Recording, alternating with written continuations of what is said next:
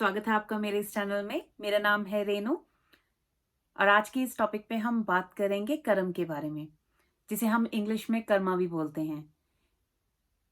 क्या आपने कभी सोचा है कि कोई अमीर घर में पैदा होता है, कोई गरीब घर में पैदा होता है, कोई मखमली बिस्तरों पे सो रहा है और कोई फुटपाथ पे। किसी के खाने के लिए उसके पास 36 प्रकार के भोग हैं और किसी का खाने के लिए कुछ भी नहीं। पानी पी के भूखे पेट ही सोना पड़ता है।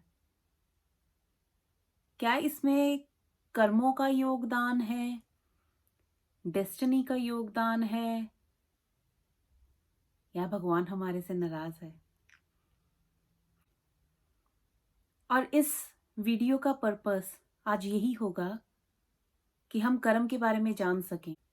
और हो सकता है इस वीडियो को देखने के बाद, कर्म के बारे में जानने के बाद, शायद हमारी शिकायतें हमारे भगवान से कम हो सकें। तो जानिए कि क्या होते हैं कर्म। सबसे पहले हम जो बात करेंगे वो हम बात करेंगे प्रारब्ध कर्म के बारे में। देखिए, प्रारब्ध कर्म बहुत सिंपल सी बात है। ये वो कर्म है जिनका आपको फल नहीं मिला है, चाहे वो अच्छे हो या बुरे हो। ये आपके पिछले जन्म के कर्म है। दोबारा से बोल रही हूं, जो हमारे पिछले जन्म के कर्म है, चाहे वो अच्छे हमने कर्म किए थे या बुरे किए थे, पर किसी कारण हमें उन कर्मों का रिजल्ट नहीं मिला, तो उन कर्मों का रिजल्ट हमें इस जन्म में मिल रहा है और उसे बोलते हैं प्रारब्ध कर्म, जिसे हम बोलते हैं डेस्टिनी। जो लिख के आ जाते हैं हमारे पास।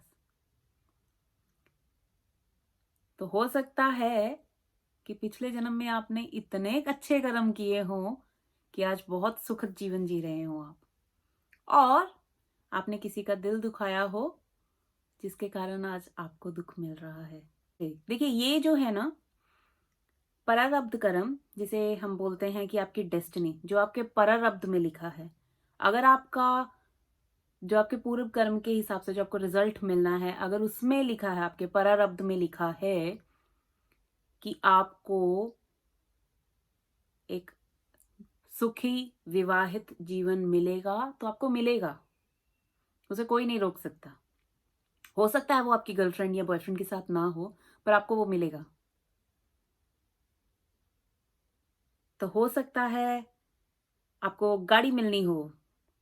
आपने कहा नहीं, मैंने इतनी मेहनत की थी, मुझे तो कोई बड़ी गाड़ी चाहिए थी, और मुझे तो छोटी गाड़ी मिल गई।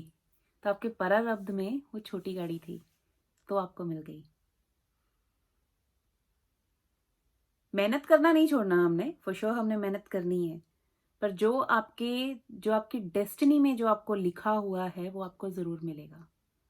उसे कोई नहीं रोक सकता। जो आपके हिस्से का है ना, उससे आपको कोई नहीं आपसे छीन सकता। वो ये आप जान लीजिए। दूसरे तरह के कर्म जो होते हैं वो होते हैं हमारे संचित कर्म। ये जरूरी नहीं है हमारे पिछले जन्म के कर्म हो। ये हो सकता है हमने जब जब जन्म लिया हो तब के कर्म हमारे इकट्ठे हो के अभी उसका हमें फल मिले। तो हो सकता है वो इस जन्म के भी इकट्ठे हो सकता है हमें इस जन्म में भी उसका फल ना मिले। हो सकता है कि आज से 7 8 या 10 जन्म पहले आपने किसी का एक दमड़ा रखा हो, और आप इमेजिन कीजिए उस टाइम पे किसी का एक दमड़ा रखा हुआ, चाहे वो आपने चोरी किया हो या उस मेहनत का फल उसे ना दिया हो, तो उसका क्या होगा? पहली बात, इन्फ्लेशन रेट देखिए, और दूसरी चीज उसका इंटरेस्ट पढ़ पढ़ के हो सकता है आज की डेट में वो लाखों करोड़ों बन चुका हो। कभी किसी की मेहनत की कमाई मत रखना, ये जान लो। मुझे याद है एक बार मेरे घर के किसी बड़े ने मुझे ये बात समझाई थी कि बेटा, किसी मजदूर के मेहनत की कमाई उसके पसीना सूखने से पहले उसे पकड़ा देना। जाने वाली बात है, बहुत छोटी क्योंकि एक मजदूर की आप निगाह से देखो, वो इतनी देर से पसीना बहा रहा है, सब कुछ कर रहा है, क्यों कर रहा है? अपनी मेहनत की कमाई के लिए। They are very hard working people. और अगर हम उन्हें उनका मेहनत की कमाई नहीं देते, तो आप सोचो कि आप क्या कर रहे हो इस टाइम पे। अभी तो आपको लग रहा होगा कि मैंने उससे बार्गेनिंग करके उसके 50 रुपए रख लिए हैं या 100 रुपए रख लिए हैं। उसका बाद में आप सोचो कि वो 50-100 रुपए आपका आगे जाके क्या बनेगा। कभी किसी की मेहनत की कमाई मत रखना। कोई मेहनत करता है, चाहे वो आपके ऑफिस में काम करता है, अगर उसकी मेहनत है, उसे देना पड़ेगा आपको। अभी नहीं दोगे ना, बाद में देना पड़ेगा, हो सकता है फिर ज्यादा देना पड़े। फिर मत हाथ हाथ मारना यहाँ पे कि ऐसा मैंने क्यों किया है, ये मत करना, ठीक है। और लास्ट में जो अब हम कर रहे हैं वो है क्रियामान कर्म, और ये वो कर्म है जो अब हम कर रहे हैं। जो पीछे हो चुका है शायद हम वो ना सुधार सकें, पर क्या हम कोशिश कर सकते हैं कि आज की डेट में जो हमारे क्रियामान कर्म है हम उसे सुधार सके, ताकि हमारा आगे का जो भविष्य है वो सुखद हो सके।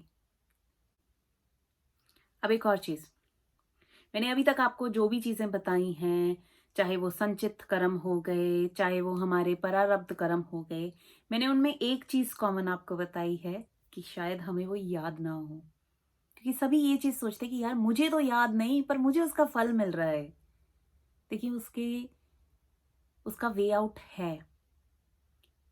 हम पता कर सकते हैं हमारे परारब्ध और संचित कर्म को, पर उसके लिए हमें भगवान की आराधना करनी पड़ेगी।